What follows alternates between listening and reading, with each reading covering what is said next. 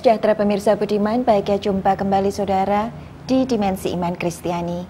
Acara yang melalui pelayanan media Antioquia Pama kami rancang, kami kemas, kami siapkan khusus bagi saudara. Guna gali pertanyaan, cari jawaban, bangun pemahaman perihal berbagai fenomena dalam keseharian kehidupan kekristenan kita. Dan saudara, topik yang khusus kami siapkan bagi saudara di bincang-bincang kita kali ini adalah salah satu dari berbagai topik dalam seri Paradoks yang memang kami siapkan bagi saudara. Dan kali ini topiknya adalah selamat tapi pikul salib.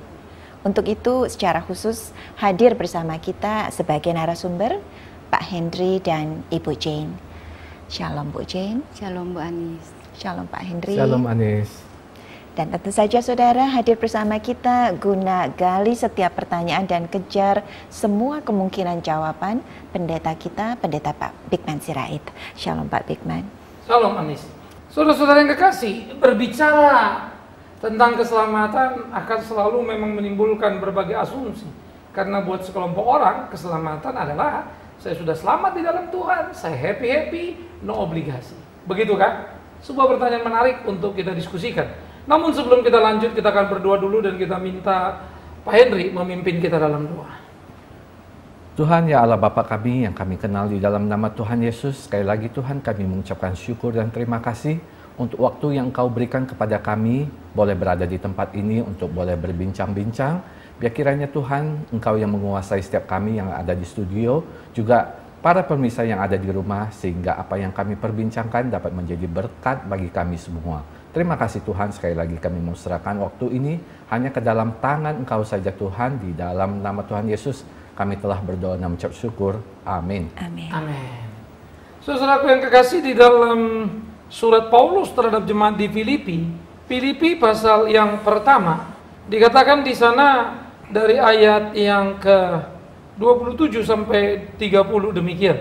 Hanya hendaklah hidupmu berpadanan dengan Injil Kristus, supaya apabila aku datang, aku melihat, dan apabila aku tidak datang, aku mendengar, bahwa kamu teguh berdiri dalam satu roh dan sehati, sejiwa, berjuang untuk iman yang timbul dari berita Injil, dengan tidak digentarkan sedikit pun oleh lawanmu. Bagi mereka semuanya itu adalah tanda kebinasaan, tapi bagi kamu tanda keselamatan, dan itu datangnya dari Allah. Sebab kepada kamu dikaruniakan bukan saja untuk percaya kepada Kristus, melainkan juga untuk menderita untuk Dia dalam pergumulan yang sama seperti yang dahulu kamu lihat padaku dan yang sekarang kamu dengar tentang aku. Menarik saudara yang kekasih, bagaimana kemudian gambaran ungkapan yang disampaikan oleh Paulus tentang kesulitan, pergumulan, penjara yang dialaminya sebagai sebuah konsekuensi ketika dia percaya kepada Kristus, ketika dia percaya kepada Injil, ketika dia masuk dalam bilangan orang yang diselamatkan. Karena itu dia mengingatkan kepada jemaat supaya jangan kemudian jemaat mengabaikan itu. Maka dia mengingatkan kepada satu garis kata yang sangat jelas, kepadamu dianugerahkan bukan hanya percaya, tetapi juga apa? Menderita untuk Dia, Yesus Kristus Tuhan itu. Dengan segera kita mendapat satu gambaran, ternyata anugerah keselamatan itu satu paket dengan anugerah penderitaan. Dan Yesus berkata, kalau kau ikut aku, ikutlah aku, sangkal dirimu. Itu pertama. Pikul salibmu. Itu kedua. Dan ikutlah aku. Maka konsekuensi mengikut Dia adalah sangkal diri, pikul salib. Tanpa sangkal diri, tanpa pikul salib, tidak mungkin orang menjadi pengikut Kristus. Dan itulah keselamatan. Dan harus dipahami sebagai sebuah kehormatan, karena kita boleh menjalani apa yang Tuhan Yesus Kristus jalani. Aneh sekali kalau Anda kemudian tidak ingin atau memahami, cukuplah Yesus yang menderita, kita tidak lagi. Begitu, Nis. Ya, terima kasih Pak Bigman, Jane dan Henry. Saya ingin awali bincang kita dengan survei menarik mengenai kekristenan kita yang saya dapatkan tentu saja lewat internet. Satu survei mengenai bagaimana kita memaknai keselamatan dilakukan, dan 90% dari responden menyepakati bahwa makna dari keselamatan adalah bebas dari gangguan iblis. Implisit di dalamnya adalah bebas dari berbagai kesulitan dunia. Artinya kita bicara soal kenyamanan hidup, kita bicara soal kemulusan hidup, kita bicara soal happy ending untuk berbagai hal yang dilakukan.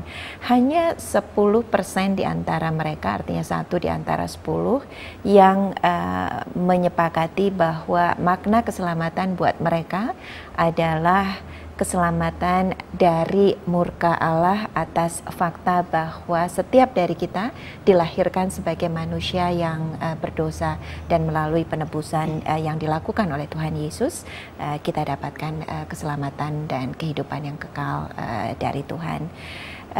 Jane dan Henry sendiri bagaimana menyikapi temuan dari survei itu, nomor 1, nomor 2, Jane dan Henry sendiri berada di mana dalam memaknai keselamatan sebagai bagian dari awal bincang-bincang kita mengenai paradoks selamat tapi pikul salib.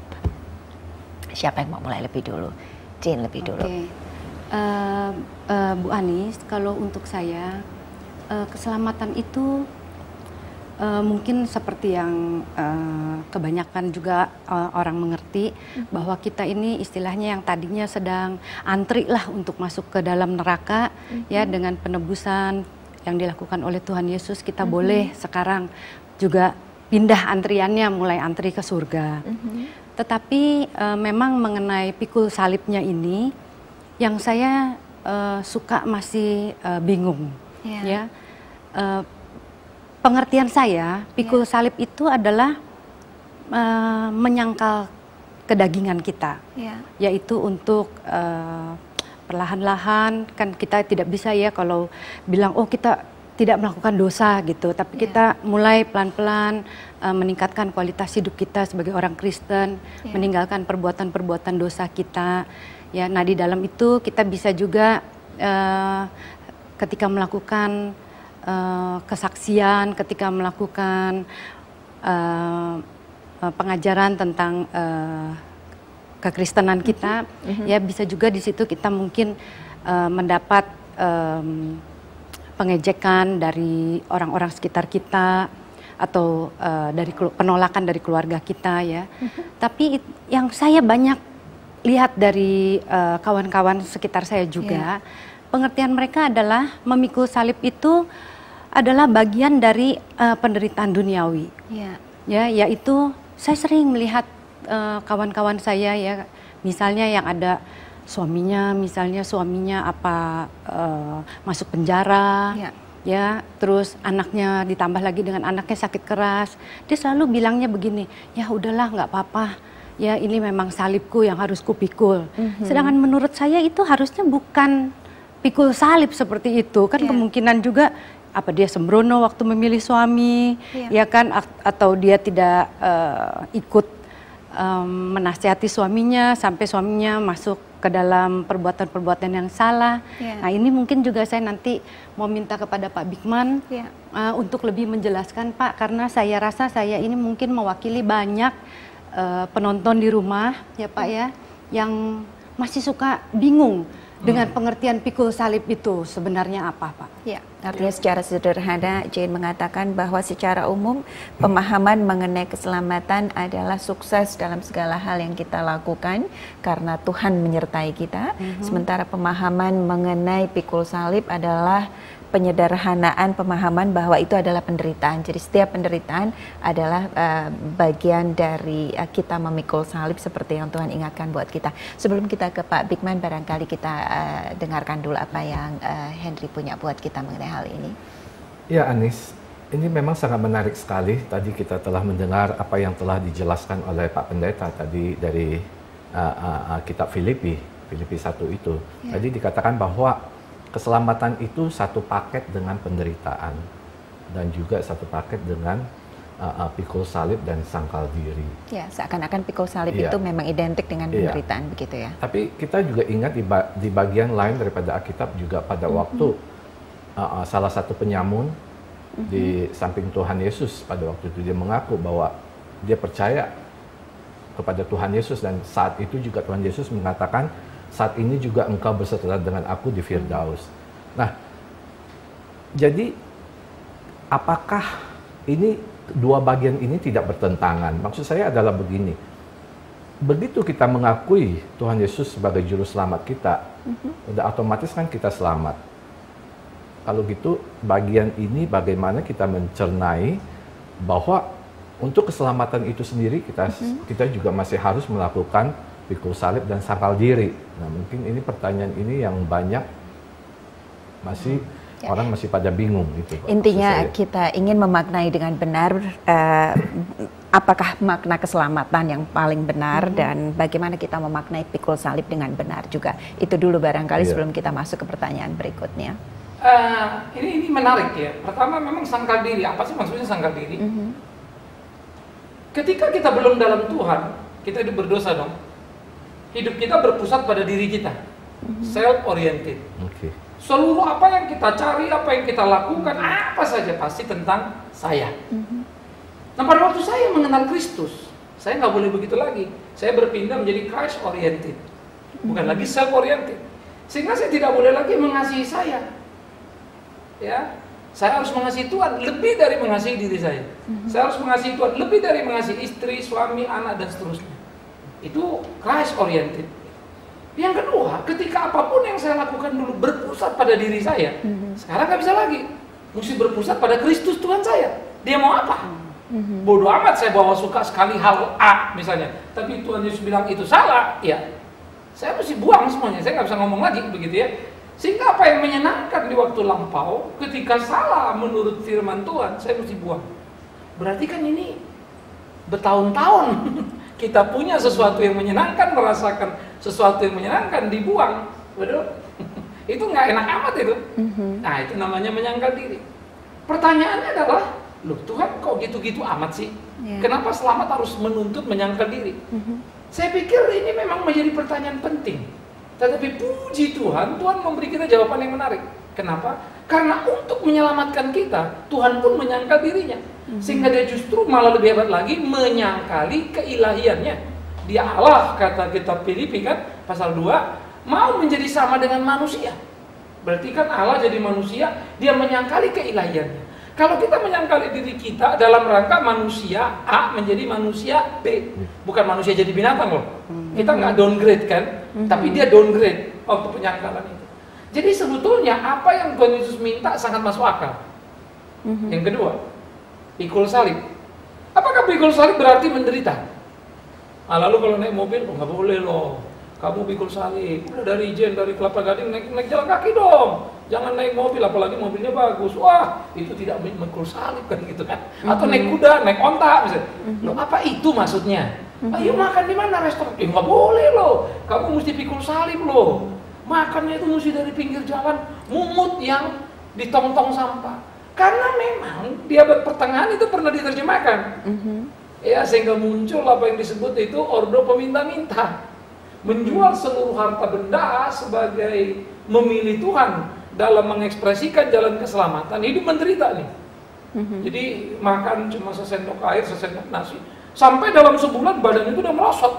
Kurus habis, nempel di kayu begitu ya, sampai belatungan. Atau kemudian menanamkan dirinya di dalam pasir, tinggal kepala saja, semua masuk. Ya bayangkan kalau itu dikeluarkan seminggu, orang bilang hidup aja udah bagus kan. Nah hidup kan pucat setengah mati semua itu. Darah seperti nggak jalan.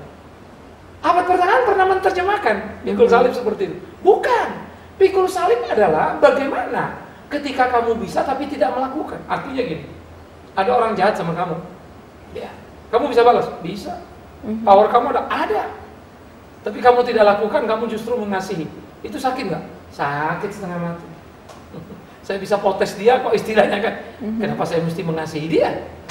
Nah ini yang menjadi bagian yang penting. Kita punya grup, punya kawan-kawan waktu lampau, punya gaya hidup yang ngacok lah gitu kan. Tuhan bilang kan nggak boleh. Akhirnya kita nggak mau lakukan. Padahal kita punya semuanya. lalu dia bilang, ah kamu norak, kamu susah, kita dieliminasi dari pergaulan itu. Udahlah, kamu jangan ikut grup kita lah. Kamu mah payah lah, diajak mabok aja nggak mau lagi misalnya. Aduh, sakit begitu. Karena kita terbuang dari kumpulan yang menyebut mengakui kita sebagai juragan atau sebagai orang penting kan. Sekarang kita kayak udah nggak penting lagi. Sakit itu, jangan bilang tidak. Maka kalau terhadap keinginan pertama tadi adalah saya dengan diri saya, penyangkalan diri, kalau pikul salib saya lebih keluar. Harus menanggung konsekuensi dalam pergaulan tadi. Kalau penyangkalan diri, saya dengan diri saya mesti berkelahi. Sehingga ini memang menjadi bagian yang menarik. Jadi Tuhan nggak minta kita jadi miskin kere supaya mengalami penderitaan itu, enggak. Tetapi ada aspek yang ketiga. Kalaupun Tuhan minta itu, jangan pikir kamu akan susah. Berbahagialah orang yang miskin, berbahagialah orang yang dianiaya karena kebenaran. Kenapa? Karena memang kebahagiaan itu akan datang. Contoh, kalau kamu bisa menguasai dirimu sehingga kamu menyangkal dirimu, bisa mencintai orang lain lebih dari dirimu, itu enak apa enggak? Enak loh. Ternyata jauh lebih enak mencintai orang lain daripada mencintai diri. Mencintai diri saya nggak tambah teman, mencintai orang lain saya tambah teman. Kan gitu kan? Matematiknya menarik loh. Kalau saya bisa mencintai orang lain, saya lega, nggak stres itu. Nggak bisa, malah saya stres lihat orang lain. Wah, apa terus gitu. Jadi ternyata secara psikologi, filosofi bisa dijelaskan. Begitu juga pikul salib. Ketika saya kemudian dianiaya, saya tidak balas. Ternyata gembira. Kalau saya mau balas, wah, udah bagaimana tadi. Jadi apa yang dikatakan Tuhan itu nggak ada yang salah, begitu. Tapi kan begini Pak, tadi Bapak mengatakan yang pikul salib sangkal diri ini, toh kalau begitu kan nggak harus menjadi orang Kristen baru bisa melakukan sangkal diri pikul salib. Orang biasa pun bisa. Nah sekarang yang kita permasalahkan adalah paradoks antara keselamatan dan melakukannya itu. Nah, menarik. Kalau di dalam Kristen ada, di luar Kristen ada nggak? Ada.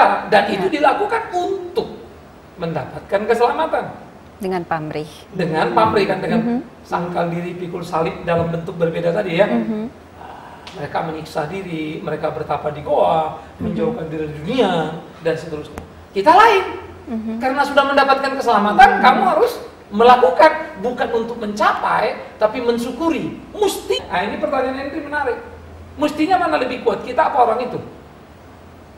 Harusnya kita. Karena kita mensyukuri.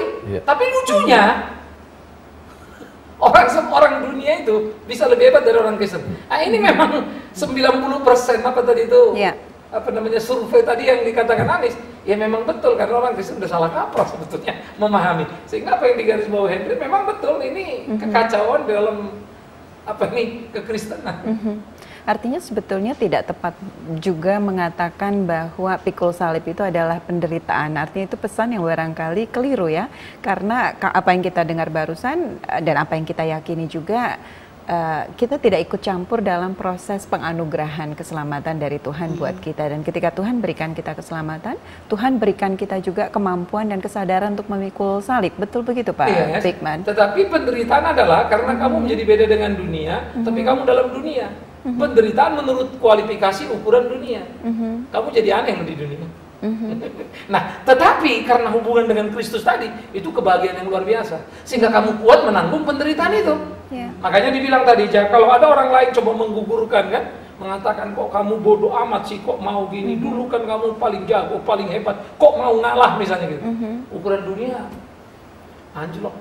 Atau kalau saya berpikir terbalik daripada apa yang Bapak katakan tadi mengenai pikul salib dan sangkal diri itu, kalau saya sebagai orang Kristen saya tidak melakukannya, apakah dengan sendirinya keselamatan yang saya peroleh ini akan hilang, Pak? Bukan akan hilang, dengan tidak melakukan itu sudah wujud bahwa kamu belum diselamatkan. Oke. Karena itu buah dari keselamatan. Ini memang pertanyaan menarik kan? Hilang nggak kalau digituin? Jadi seperti kita mau coba-coba sama Tuhan nih ya, test case gitu. Karena Tuhan bilang, orang yang sudah menerima anugerah keselamatan itu terlalu amat sangat bahagia. Apapun disuruh. Karena keselamatan itu sendiri sudah menjadi sebuah kesukacitaan yang usaha. Ya, artinya sebetulnya kita bicara keselamatan itu identik dengan hidup senang atau keselamatan itu identik dengan hidup susah. Dua-duanya sebetulnya barangkali relevansi yang tidak perlu kita kait-kaitkan. Keselamatan adalah keselamatan. Hidup mulus atau hidup tidak mulus adalah wilayah yang tidak perlu kita kait-kaitkan dengan keselamatan. Betul kan begitu? Setuju, Nis. Dan kalau itu merupakan, kita sudah setuju dengan pengertian tersebut, bahwa keselamatan ini sehingga sukacita kita wujudkan dengan cara sangkal diri dan pikul salib itu. Kalau gitu kan nggak ada hubungan dengan apa yang tadi Bapak di awal mengatakan bahwa keselamatan itu satu paket dengan penderitaan. Nah, pikul salib dengan penyangkalan diri kan belum tentu suatu penderitaan. Penderitaan dalam perspektif tadi dunia. Karena misalnya tadi kamu jagoan, kamu punya apa juga bisa bikin kan ya. Sekarang nggak bikin, orang menghina kamu toh. Tapi sebenarnya kan kamu seneng merdeka, nggak ikut-ikutan kurang ajar lagi gitu toh. Tetapi orang anggap kamu Henry udah nggak ada apa-apanya. Waduh sakit loh. Nah, yang repot ini, kita masih hidup di mana? Dunia. Nah, itulah yang repot. Dan yang kita lihat teman ini, lalu satu lagi ngeledek. Masa kamu terima? Lama-lama kita kegoda, hilang lagi tuh. Panggilan itu rubuh lagi, kita ladenin. Orang itu kita cari. Tapi kan kalau bagi diri kita, Pak, kita bisa menguasai itu kan bukan merupakan suatu penderitaan, Pak. Malah seperti yang tadi Bapak katakan, kebahagiaan. Betul, justru makanya dibilang tadi. Menurut orang akan dilihat kamu itu menderita dalam ukuran perspektif dunia. Yang saya bilang tadi, celakanya kita hidup di dunia. Ketika di sorga satu waktu kita akan ngerti, sebetulnya itu nggak menderita. Memang betul. Karena kalau Tuhan suruh kita menderita, untuk apa? Dia sudah menderita, betul itu. Tetapi jangan bilang, nah ini jadi artinya begini, ikut Tuhan jadi nggak menderita, tersakit langsung sembuh, miskin langsung kayak, ini yang jadi gawat kan gitu kan. Ini yang mengerikan. Nggak tahu sih gimana yang mikirin. Kalau gitu mungkin saya menangkap maksud Bapak adalah penyertaan Tuhan kali di dalam hidup kita ya Pak ya. Bahwa walaupun di dalam sakit penyakit, mungkin di dalam kesusahan finansial atau apa gitu ya, kita tetap bisa merasakan sukacita karena kita tahu ada penyertaan Tuhan selalu di dalam hidup kita. Cuma gini, Jane dan Henry, bincang-bincang kita ini jangan-jangan mengesankan buat sebagian pemirsa gitu kan, atau paling nggak buat saya pribadi, bahwa keselamatan itu adalah penyertaan Tuhan, dan dengan penyertaan Tuhan, penderitaan yang paling menderita pun secara duniawi akan selalu Tuhan bantu kita, dan akan selalu ada sukacita di dalamnya. Cuma faktanya kita tahu, dan sebetulnya Rasul Paulus juga tuliskan buat kita kan, bahkan dengan keselamatan tetap bukan yang kehendak yang baik itu yang kemudian kita lakukan, tapi yang buruk itu yang kita lakukan. Atau barangkali contoh sehari-harinya, begitu banyak teman-teman kita yang begitu ingin misalnya lepas dari ketergantungan mereka terhadap alkohol, jatuh bangun tanpa pernah mampu mengatasi kesulitan itu, atau mereka yang terbelenggu dengan kebiasaan merokok yang begitu ingin lepas dari itu tapi tidak pernah mampu keluar dari situ. Itu apa penjelasannya Pak Bigman? Lalu kita ambil konklusi sederhana, ya karena mereka belum dapatkan keselamatan. Sebegitu sederhananya kah persoalannya? Ya, setuju nih. Jadi seperti tadi kita balik kepada tadi, yang pertanyaan tadi. Kalau misalnya kita udah diselamatkan, yang seperti tadi yang saya tanyakan, kita tidak melakukan sangkal diri dan pikul salib, itu kan menandakan bahwa tadi Pak Pendeta mengatakan saya belum diselamatkan. Nah, tadi kalau sambung kepada apa yang Anis katakan, apa yang Rasul Paulus katakan, dan tentu untuk supaya menuju kesempurnaan ini kan ada step-stepnya. Proses beda dengan tidak. Itu harus hati kan? Kalau tidak melakukan kan itu kalimatnya tadi kan? Itu bukan proses. Tapi kalau proses bisa jatuh bangun. Tapi maju. Nah, ini yang menarik. Jadi memang banyak orang kemudian melihat proses itu sebagai sesuatu yang, loh, mamanya orang kan bisa jatuh. Loh bisa, tapi sedang dalam proses. Kamu jatuh tapi di titik 5, jatuh lagi di titik 7, bukan di titik 0 terus menerus kan gitu kan. Nah, ini yang harus dipahami dulu. Karena apa? Keselamatan itu kan memberi kita kekuatan melakukan sebetulnya ya. Berbeda dengan dunia ini apa yang Tuhan mau. Tapi jangan lupa seperti Paulus juga bilang kan, kita di dalam dunia dengan memori yang ada. Kadangkala kita ketarik ke belakang, sadar lagi, maju lagi, sadar lagi, maju lagi. Alkitab sendiri memfasilitasi dengan mengatakan begini, Dia setia dan adil adanya kalau kita mengakui dosa dan kesalahan kita. Maka ada pengakuan dosa, berarti bisa jatuh dong? Bisa. Tapi tidak ada pengulangan dosa, karena Tuhan juga nggak mau. Kan gitu. Makanya dibilang supaya kita maju dan terus maju. Kita tidak bisa terus-menerus melakukan dosa yang sama. 1 Yohanes berkata, kalau kamu hidup seperti itu hanya pertanda kamu anak setan. Jadi tidak terus-menerus, tapi bisa jatuh, bisa proses. Ya, nah jadi ini memang menjadi dinamika yang sangat unik dalam kehidupan kita dan harusnya menjadi karakteristik orang yang diselamatkan. Ya, Pak Bigman, satu pertanyaan terakhir, waktu kita tinggal 2 menit. Jika keselamatan itu sepenuhnya, seutuhnya dari Tuhan buat kita, jika kemudian keinginan untuk menjadi baik, kesadaran untuk menjadi baik adalah buah dari keselamatan yang Tuhan juga berikan buat kita, jika kemudian kemampuan dan kesadaran untuk menyangkal diri dan memikul salib juga adalah buah dari keselamatan yang Tuhan berikan bagi kita, lalu apa kontribusi kita, apa yang tersisa buat kita untuk kita lakukan? Segala sesuatunya sepenuhnya adalah kasih karunia Allah dan tidak ada sama sekali kontribusi kita di dalamnya. Harus hati-hati, kalau begitu bisa jadi fatalistik. Nah, kita harus memahami begini, pertama kan kita sudah diselamatkan. Keselamatan membuat kita kuat melakukan dengan ukuran Kristus. Di sebelah sini ada orang berbuat baik, tapi ukurannya dirinya untuk memperbaiki dirinya. Jadi bagaimana dia memperbaiki dirinya supaya lebih baik, dia berbuat baik. Saya di sini bagaimana saya mensyukuri kebaikan Tuhan, sehingga membuat saya sudah seharusnya baik dan saya terus jadi baik. Maka waktu saya berbuat baik, bisa nggak saya berbuat salah? Bisa kan? Bisa. Itu pertanda kamu ada kontribusi. Kalau itu Tuhan kan nggak mungkin kamu gagal.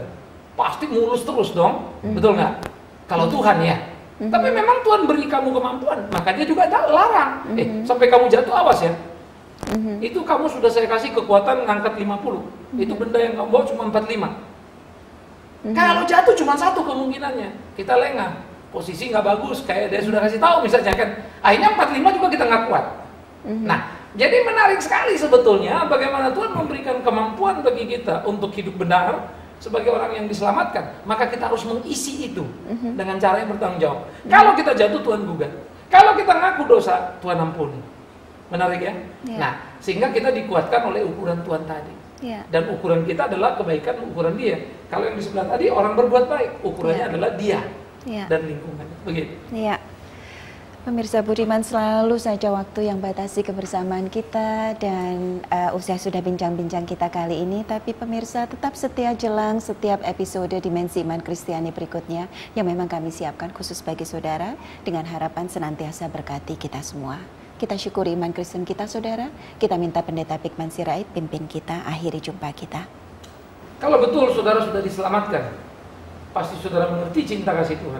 Kalau betul saudara mengerti cinta kasih Tuhan, pasti saudara akan membagikan pada tiap orang. Nah, pohon dikenal dari buahnya. Jangan katakan, aku sudah diselamatkan, tapi tunjukkan bahwa memang itu adalah kenyataan. Kita berdoa saudara, kita minta Ibu Jen untuk pimpin dalam doa. Ya Tuhan, kami telah menyelesaikan bincang-bincang kami. Terima kasih kami boleh diberi pengertian yang lebih dalam lagi mengenai apa yang dinamakan pikul salib dan keselamatan. Biarlah ya Tuhan, kiranya pengertian yang sudah Engkau berikan ini melalui Pendeta Pak Bigman boleh mencerahkan pikiran kami. Dalam nama Tuhan Yesus. Amin. Amin.